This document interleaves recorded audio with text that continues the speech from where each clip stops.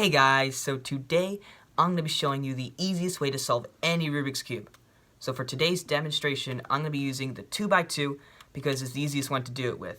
Also, this strategy is 99% idiot-proof, so it should work for almost all of you. So without further ado, let's go. Step 1. Break it. Step 2. Put all the pieces in the right spot so that you can solve it.